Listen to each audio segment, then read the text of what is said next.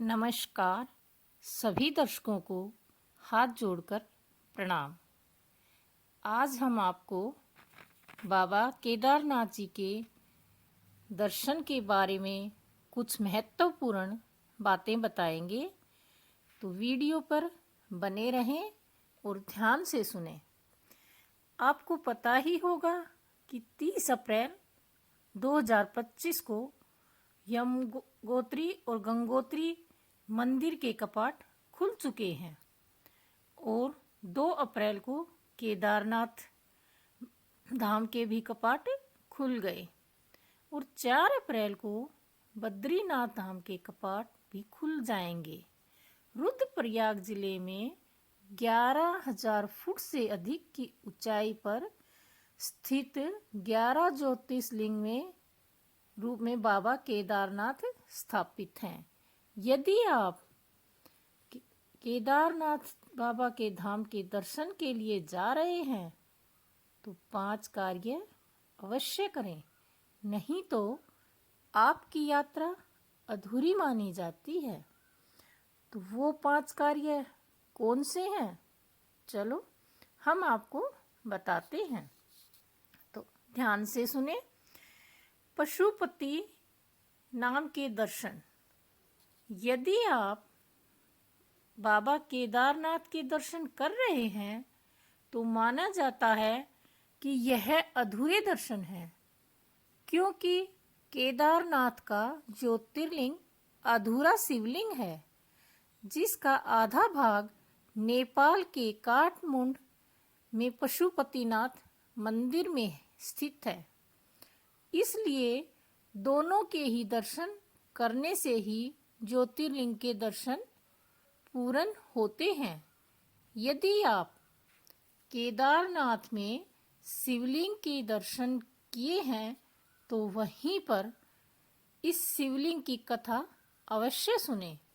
कहा जाता है जब पांडवों को स्वर्गप्रयाग के समय शिवजी ने भैंसे के रूप में दर्शन दिए थे, जो बाद में धरती में समा गए, लेकिन पूर्णतः सामने से भीम ने उनकी पूंछ पकड़ ली थी।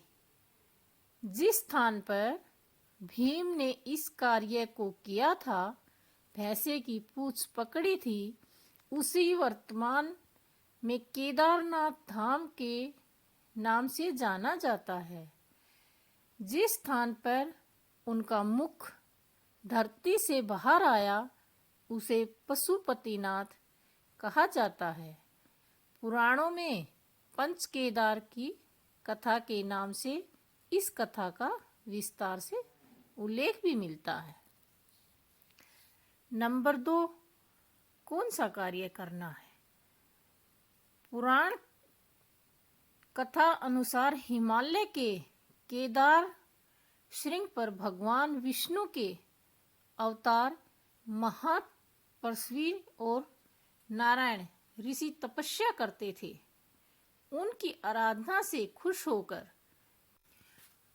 भगवान शंकर प्रकट हुए और उसके प्रार्थना अनुसार ज्योतिर्लिंग के रूप में सदा वास करने का वरदान दिया।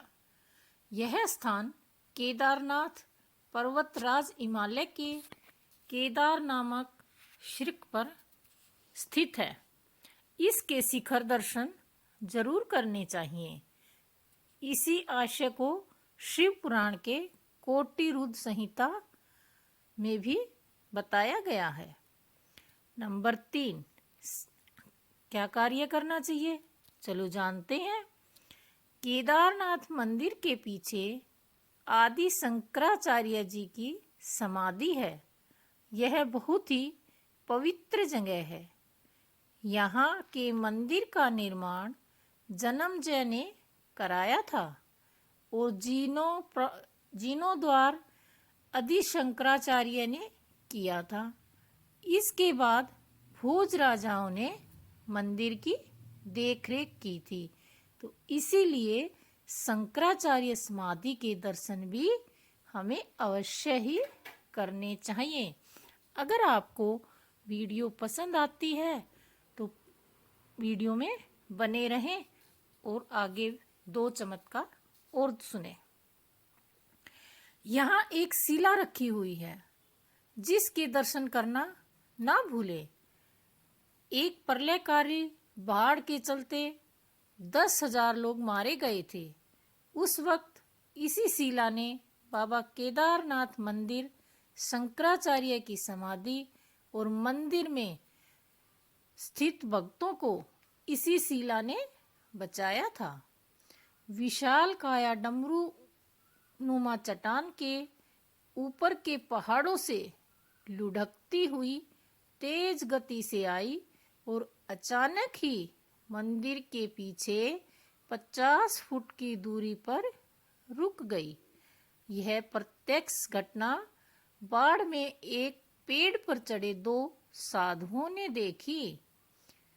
उस चट्टान के कारण बाढ़ का तेज भाव पानी जो 2 भागों में बट गया और मंदिर के दोनों ओर से बाहर निकलने लगा। उस वक्त मंदिर में कम से कम 500-700 लोग शरण लिए हुए थे। साधुओं के अनुसार उस चट्टान को मंदिर की ओर आते देखकर उनकी रूह कांप गई थी और उन्होंने केदार बाबा का नाम जपना शुरू कर दिया और अपनी मौत का इंतजार करने। लेकिन बाबा का चमत्कार कि उस चट्टान ने मंदिर और उनके अंदर जिन साधुओं ने शरण ली थी उनको बचा लिया। नंबर 5, क्या करना चाहिए? यहाँ पर आपकी मंदाकिनी नदी, सरस्वती और अलकनंदा नदी के दर्शन जरूर करें। यहाँ के तट पर पितृ तर्पण करना भी अच्छा माना जाता है, या बद्रीनाथ धाम भी जा सकते हैं जो वहाँ पर पितृ तर्पण जरूर करें। खासकर ब्रह्मा कपाल नामक स्थान पर पितरों के नियमित किए गए कर्म कांड से पितरों को तुरंत ही मुक्ति मिलती है और पितृ दोष खत्म होता है।